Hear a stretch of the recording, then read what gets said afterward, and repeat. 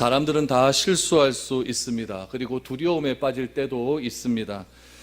사람이 실수하고 두려움에 빠지고 위기에 봉착할 때에 그때 사람의 본 모습이 드러나게 되는 겁니다. 믿음도 똑같습니다. 평안할 때는 아무도 모릅니다. 그런데 교회가 어려움에 겪게 되고 내 개인적 믿음의 신앙의 위기가 찾아왔을 때 그 사람의 신앙은 그대로 드러난다는 것입니다. 오늘 본문 말씀에 보면 바울이 타고 있던 배에 276명이나 되는 사람들이 타고 있었는데 14일 동안이나 밤에는 별을 볼 수 없었고 낮에는 햇빛을 볼 수 없는 칠흑 같은 어둠의 시간들을 보내어야만 했습니다. 20절 말씀에 보니까 그렇게 되기 때문에 구원의 여망마저도, 살 수 있는 소망마저도 완전히 단절된 그런 상태가 되어 있었습니다. 유라굴로 회오리 바람을 만나서 파도가 일어나는 상황 속에 두려움도 굉장히 컸던 그런 상황이었습니다. 모든 사람이 며칠을 먹지 못하는 그런 시점에 있었습니다. 그때 한 사람이 일어납니다. 한 사람이 일어나서 그 절망 중에 있었던 사람에게 희망의 메시지를 선포하기 시작을 합니다. 그 사람이 누구겠습니까? 바로 바울입니다. 여러분 21절 말씀을 보십시오. 여러 사람이 오래 먹지 못하였음에 바울이 가운데 서서 말하되 여러분이여 내 말을 듣고 그레데에서 떠나지 아니하여 이 타격과 손상을 면하였더라면 좋을 뻔하였느니라. 여러분 누가 지도자이겠습니까? 바울은 지금 죄인의 신분입니다. 그 배에는 백부장이 타고 있습니다. 선장도 있습니다. 선주도 있습니다. 그런데 이 어려운 상황과 환경 앞에서 아무도 말 한마디 하는 사람이 없었습니다.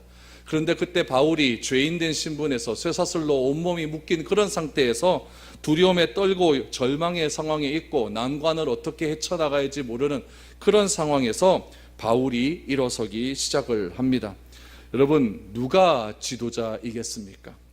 지금 바울이 죄인인지 죄인이 아닌지 그것이 중요한 것이 아닙니다. 그 사람이 선장인지 백부장인지 그것도 중요한 것 아닙니다. 어렵고 절망적인 상황 가운데서 누가 그들을 건져내고 누가 그들에게 소망의 메시지를 던져주어서 그 사람으로 하여금 생명을 보존할 수 있게 하는가, 그것이 더 중요한 일 아니겠습니까?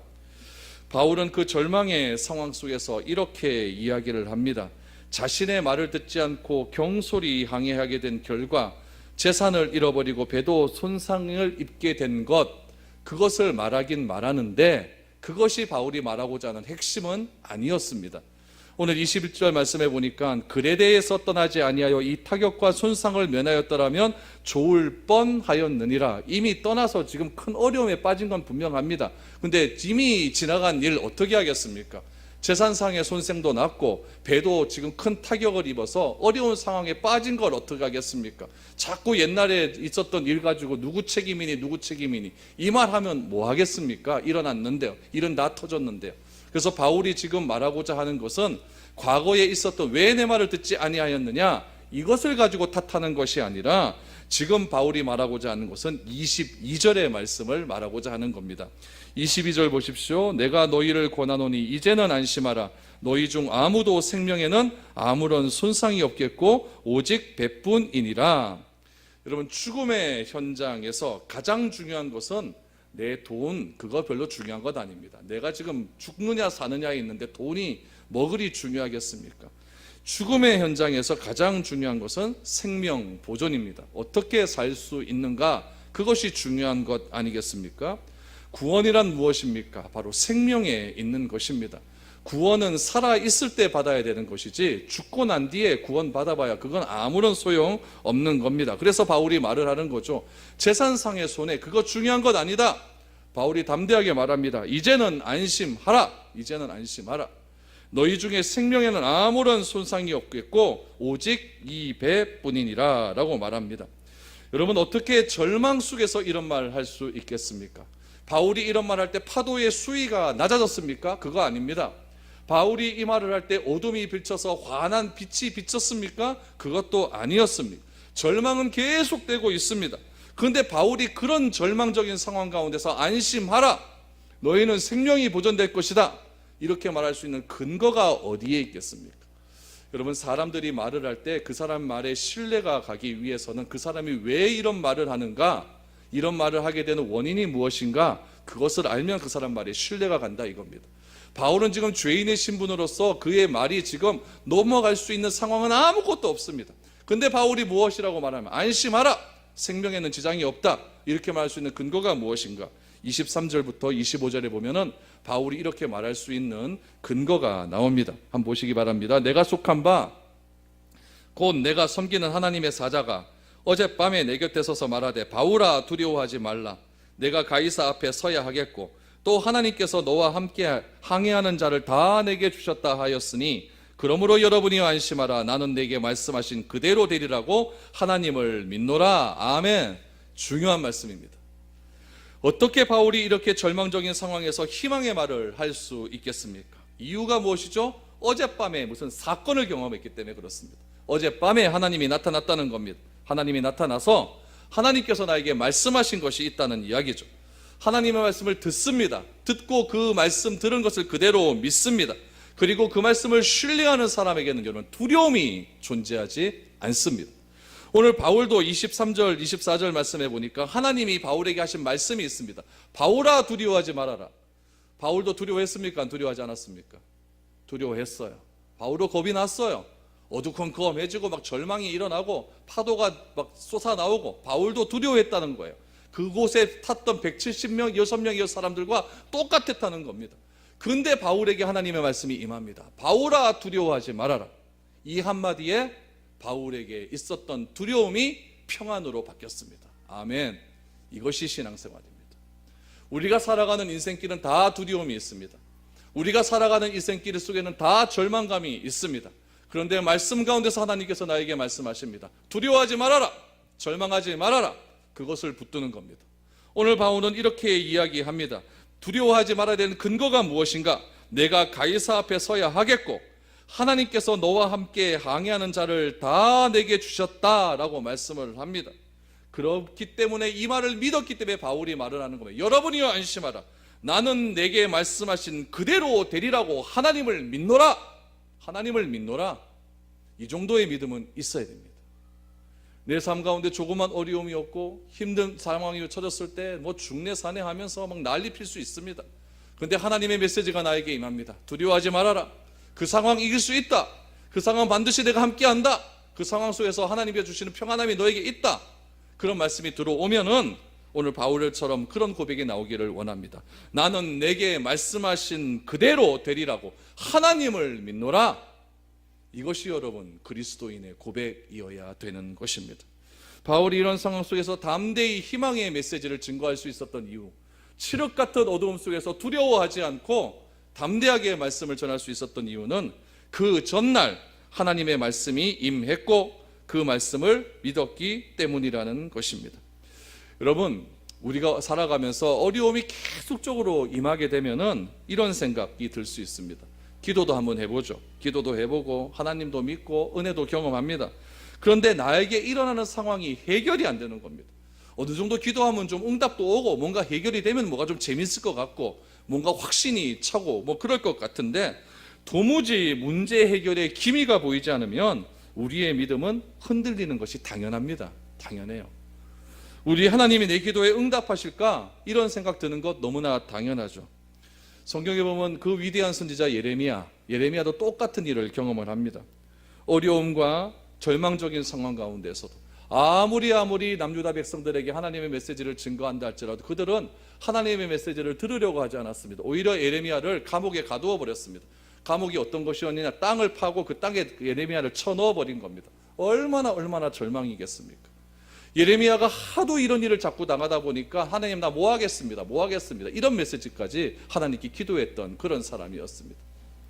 다시는 하나님이 일을 하지 않겠다고 그렇게 말을 했습니다. 그런데 하나님은 그런 예레미야를 붙들어 쓰십니다. 절대 포기하지 않는 믿음을 주십니다. 그 포기하지 않는 하나님의 사랑이 예레미야로 하여금 남유다 백성들에게 새로운 희망의 메시지를 전하게 하는 겁니다. 70년이 차면 너희가 다시 회복될 것이다. 절망의 상황에서, 어려운 상황에서 내가 하나님을 경험하는 것 너무나 중요합니다. 그 하나님을 경험하는 것이 여러분 기도 시간일 수도 있고 말씀 듣는 시간도 있을 수 있고 여러분 우연하게 지나가다가 어떤 사람을 탁 만났는데 그 사람이 여러분들에게 그냥 던져지는 메시지일 수 있고 차 타고 가다가 무슨 설교 메시지 하나 들었는데 그 메시지일 수 있고 어떤 메시지일 수 있는지는 우리는 잘 모릅니다. 그러나 그 하나님의 메시지를 붙들고 경험하면 현재 받고 있는 고난은 장차 올 영광과 좋게 비교할 수 없다라고 하는 그 크고 놀라운 은혜를 경험할 수 있는 겁니다. 오늘 바울의 믿음이 우리의 믿음이 되기를 소망합니다. 나에게 말씀하신 그 하나님을 나는 그대로 믿노라. 얼마나 멋있는 말입니까? 너는 막 이 성경 구절 이거 읽다가 막 가슴이 벌렁벌렁 거리더라고. 와, 진짜 와, 대단하다. 여러분, 그럴 때에 놀라운 평안이 우리에게 오게 되는 겁니다. 바울은 진흙 같은 어둠 속에서 절망하고 있을 때 하나님의 말씀을 듣습니다. 두려워하지 말라고 했습니다.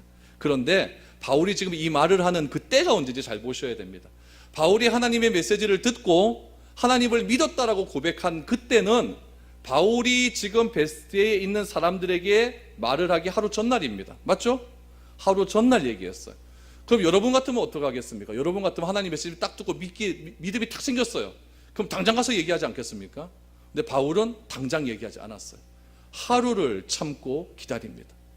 그럼 바울이 왜 하루를 참고 기다리겠습니까? 저 같으면요, 대번에 얘기하죠. 저 조 목사님이 금요일 날 사모님 그거 전화 오고 저는 막 입이 근질근질 해갖고 이거 누구한테 전화해야 되노? 하면서 막 전화할 때 막 눈물 글썽글썽거리고 저는 막 그래 할 텐데 이 바울은 참기 시작하는 겁니다. 바울이 지금 벳사람들에게 어젯밤에 말한 것으로 보아서 하루 지나고 말했다는 것을 알 수가 있습니다. 바울이 그 하루 동안 뭐 했을까요? 그 밤에요. 제가 추측컨대 기도했을 겁니다. 하나님, 혹시라도 내가 이런 말 전가할 때 사람들이 막 나에게 이상한 소리 하더라도 절대 흔들리지 않는 믿음 주십시오. 이 믿음이 절대 꺾이지 않도록 하나님, 나를 굳건하게 붙잡아 주십시오. 어떠한 상황에서도 하나님이 내게 말씀하신 이 믿음 흔들리지 않도록 확실하게 나를 잡아 주십시오. 바울이 또다시 기도하고 균형이 잡혔죠. 그렇죠? 말씀과 반응 딱 균형 잡힌 다음에 확신으로 딱 다가오니까 하루 지나서 사람들에게 탁 얘기하는 겁니다. 여러분, 말씀이 오면 안심할 수 있습니다. 근데 말씀이 온다고 해서 그 환경은 변했습니까? 변한 것 하나도 없습니다. 하나님은 너와 함께 항해하는 자를 다 너에게 주겠다라고 말씀하셨습니다. 여러분, 이것이 믿음의 사람의 본질입니다.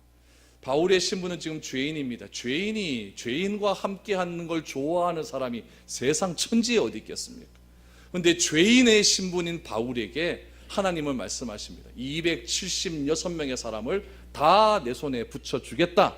그럼 생명은 누구 손에 달려있는 겁니까? 바울의 손에 달려있는 거예요. 여러분, 신분이 중요한 것이 아닙니다. 내가 얼마나 이 세상을 창조하시고 나의 앞길을 인도하시고 나와 늘 언제나 함께 하시는 그 하나님을 내가 얼마나 신뢰할 수 있는가.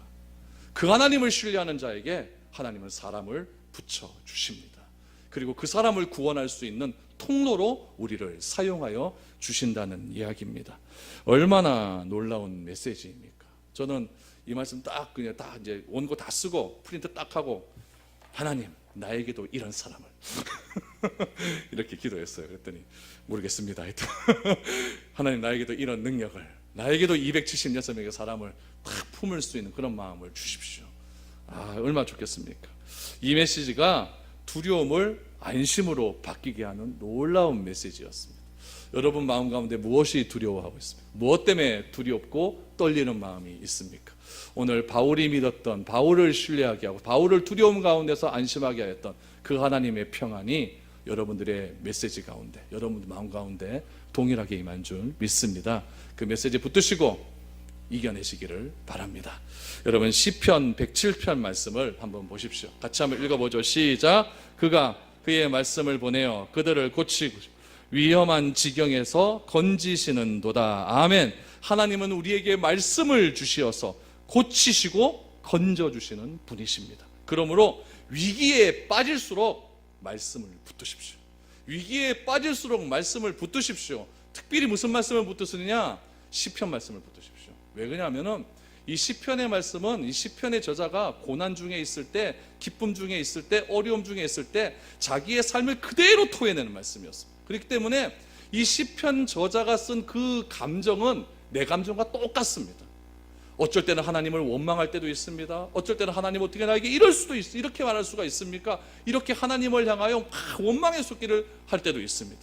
그런 그에게 하나님 찾아가셔서 위로해 주시자 하는 그 시편 기자가 하나님은 나를 고치시는 자이시오. 하나님 나를 건지시는 자이십니다. 내가 말씀을 붙들겠습니다. 이런 고백이 나오는 거예요. 또 한편 보십시오. 119편 109절 같이 읽죠. 시작. 나의 생명이 항상 위기에 있사오나 나는 주의 법을 잊지 아니하나이다. 아멘. 나의 생명은 항상 죽음과 삶의 기로에 있어요. 여러분 집에 가다가 죽을지 어떻게 합니까? 내가 자다가 일어난 것이 기적 아닙니까? 하나님의 은혜 아닙니까? 그렇기 때문에 온전히 내가 붙들 수 있는 것은 하나님의 법, 하나님의 말씀밖에 없다라고 그렇게 고백하는 것입니다. 그 말씀이 있으면 두렵지 않습니다. 그래서 호세아도 말씀하시기를 뭐라고 이야기하냐면은 이 땅 가운데 있는 기갈은 먹지 못하는 기갈이 아니라 하나님의 메시지가 상실된 하나님의 말씀의 기갈이라고 그렇게 말을 하고 있습니다. 왜 내 자녀가 방황합니까? 왜 내가 방황합니까? 왜 우리의 인생이 그렇게 방황합니까? 위기의 본질은 말씀이 없기 때문에 그렇습니다. 교회도 말씀이 없으면 흔들립니다. 이 세상도 말씀이 없으면 흔들리는 거예요. 나의 삶도 말씀이 없으면 흔들릴 수밖에 없는 겁니다. 저는 말씀을 가지고 이 미래로 교회라고 하는 이 배에서 함께 하는 과정 속에서 어려움을 당할 수도 있고 힘든 삶을 당할 수도 있지만 그 말씀을 붙들고 나아갈 때 반드시 하나님께서 나에게 두려워하지 말라, 내가 너에게 사람을 붙였노라, 이렇게 메시지를 전할 때 나는 그 하나님을 믿습니다 라고 하는 고백이 나올 수 있기를 바랍니다. 이런 믿음이 있어야 돼요. 그러면 어떤 일이 일어나는가? 26절을 보십시오. 26절에 보니까 그런즉 우리가 반드시 한 섬에 걸리리라 하더라.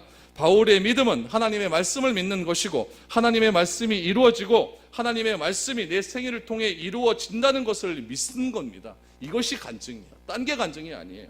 병 낫고 돈 벌고 이게 무슨 간증이겠어요. 간증의 본질은 하나님의 말씀을 붙들고 하나님의 말씀대로 살아갔더니 하나님의 말씀이 내 삶을 통해서 그대로 이루어지리라. 이것이 간증 아니겠습니까? 바울은 하나님의 말씀이 이루어지는 것을 보게 됩니다. 그렇게 가면 어떻게 되느냐? 풍랑이 있습니다. 어둠이 있습니다. 깜깜합니다. 근데 바울에게 임한 메시지가 있습니다. 두려워하지 말아라. 내가 너에게 사람을 붙여주겠다. 사람을 살리겠다라고 하는 메시지를 듣자 바울의 마음 가운데 듣는 믿음은 무엇이었냐면 그런즉 우리가 반드시 한 섬에 걸리리라. 여러분의 삶이 아무리 어렵고 힘들고 절망이 온다 할지라도 반드시 여러분의 삶 속에 한 섬에 걸리게 될 때가 올 겁니다. 그 섬이 무엇입니까? 십자가입니다. 그 섬이 십자가예요. 우리가 다 흔들리고 넘어져도 어려움에 처해 있을 때 우리가 십자가에 걸려서 이 자리에 있는 것 아니겠습니까? 여러분들이 예수 믿게 된 동기, 어떤 동기가 틀림없이 있을 것 아닙니까? 여러분들이 예수를 그리스도라고 믿었던 그 믿음의 과정, 틀림없이 십자가의 은혜가 여러분 가운데 있었기 때문에 지금까지 버티고 예수 믿는 것 아니겠습니까? 그 십자가가 무엇이겠습니까? 고난과 어려움 속에서 반드시 한 섬에 걸리리라. 한 섬에 걸리리라. 그 십자가가 있었기에 오늘 내가 존재하는 것입니다. 그 십자가의 은혜가 우리 가운데 있는 겁니다.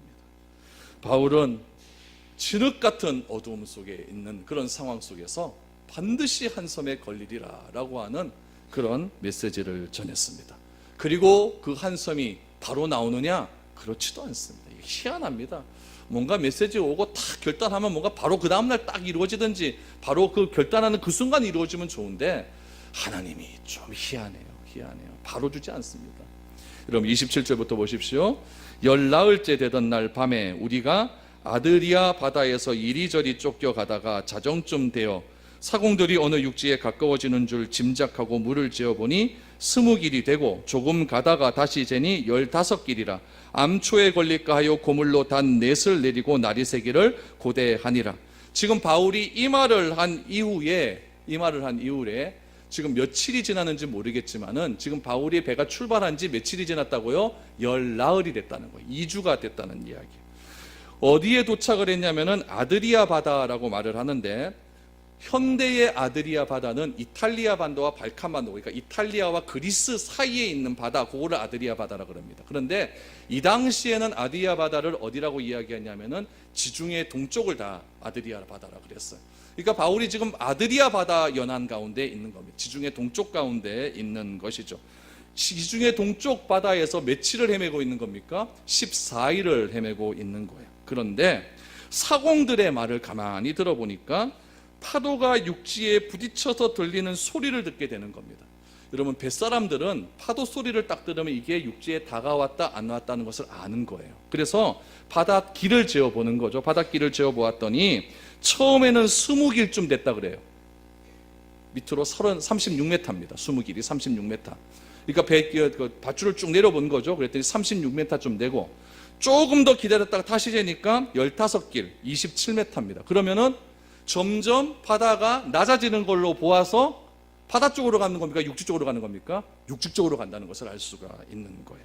그러니까 육지 쪽으로 가다 보면은 배가 어느 정도 이렇게 밑에 깔려서 가는 거니까 무엇을 조심해야 됩니까? 암초에 걸릴까 조심하여 고물로 단 넷을 내리고 날이 새기를 고대했다. 그러니까 27m쯤 되는 데서다가 낫을 내린 거예요. 닷을 내려가지고 거기에 고정된 상태로 있다가 밤이 지나고 해가 뜨기를 기다리고 있는 겁니다.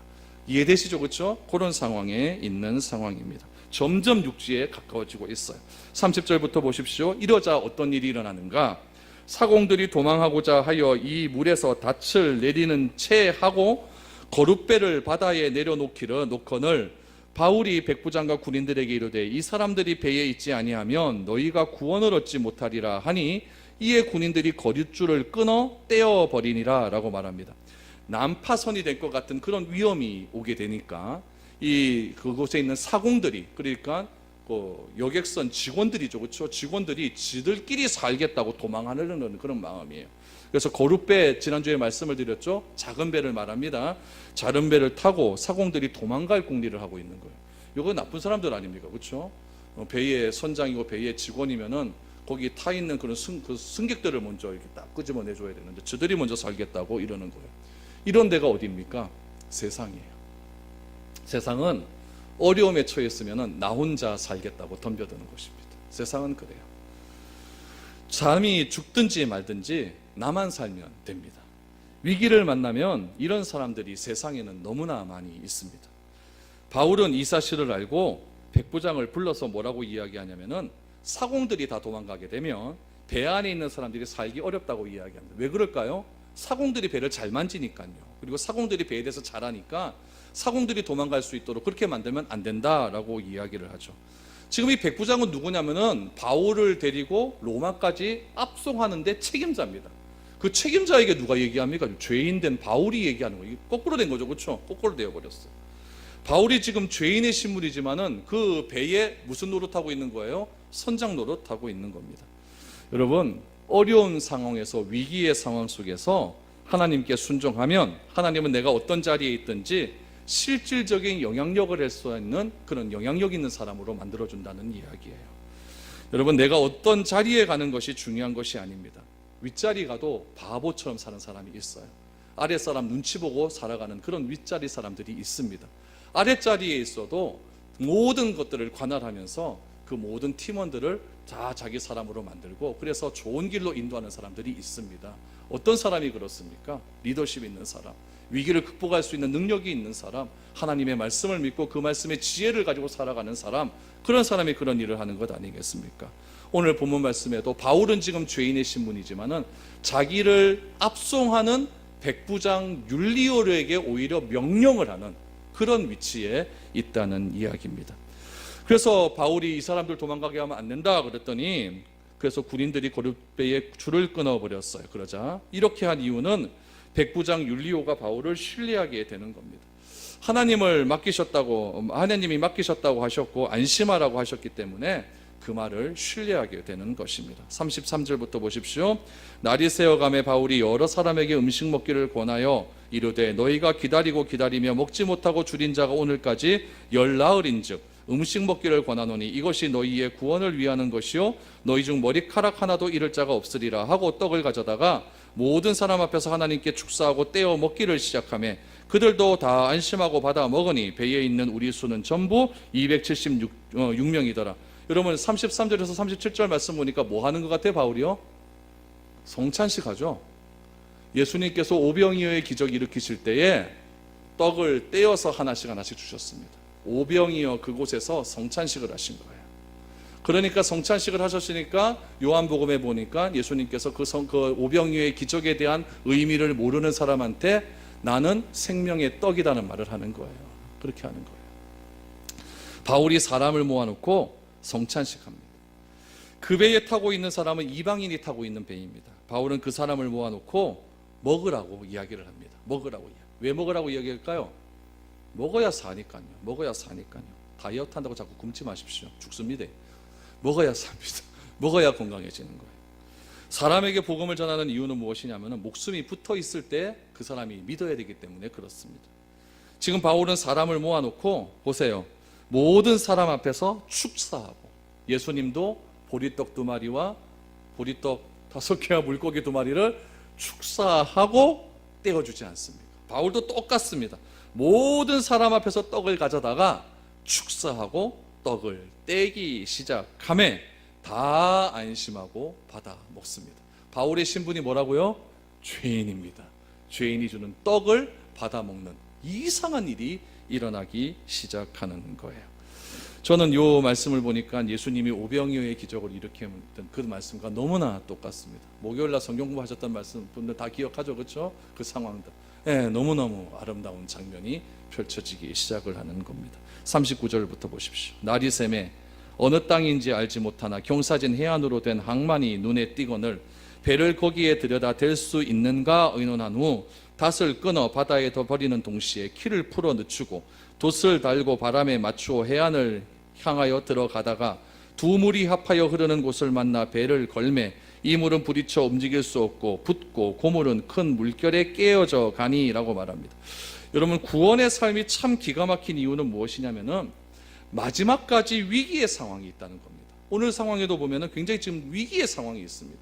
지금 바울로부터 메시지를 듣고 막 반드시 그 육지에 닿을 것이라고 하는 그런 메시지도 받았고, 바울은 확실한 하나님의 말씀을 듣고 나는 이 말씀을 나에게 주신 하나님을 믿노라라고 선언도 했고, 지금 모든 것이 다 완벽했기 때문에 이제는 살아나야 정상입니다. 근데 또 어려움이 일어나게 되는 거예요. 여러분, 구원받은 백성들의 삶이 이렇다는 겁니다. 10가지 재앙 끝나고 홍해바다 건넜다라고 그들에게 위험이 안 닥칩니까? 가나안 땅 들어갈 때까지 시험의 연속입니다. 우리의 삶도 그런 거예요. 예수 믿었다고 모든 게 다 끝입니까? 아닙니다. 예수 믿으면 더 힘든 일이 있을 수도 있어요. 갑자기 병에 걸립니다. 갑자기 막 자식이 막 말을 안 듣기 시작을 해요. 사업이 갑자기 어려워져요. 이런 일 충분히 있을 수 있는 거예요.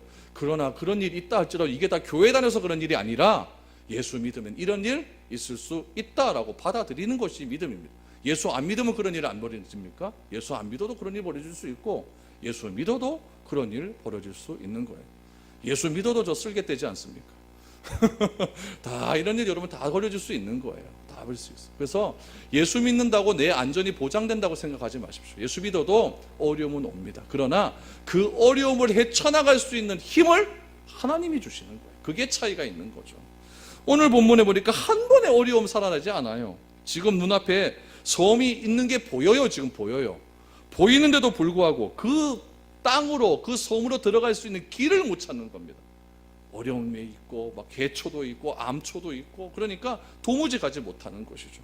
어떻게 되었을까요? 42절부터 보십시오. 군인들은 죄수가 헤엄쳐서 도망할까 하여 그들을 죽이는 것이 좋다 하였으나 백부장이 바울을 구원하려 하여 그들의 뜻을 막고 헤엄칠 줄 아는 사람들을 명하여 물에 뛰어내려 먼저 육지에 나가게 하고 그 남은 사람들은 널조가 혹은 배 물건을 의지하여 나가게 하니 마침내 사람들이 다 상륙하여 구조되니라. 여러분, 결론은 뭡니까? 구조되었다는 거예요. 어떻게 하다가 어려움 겪다가 구조되었다는 거예요.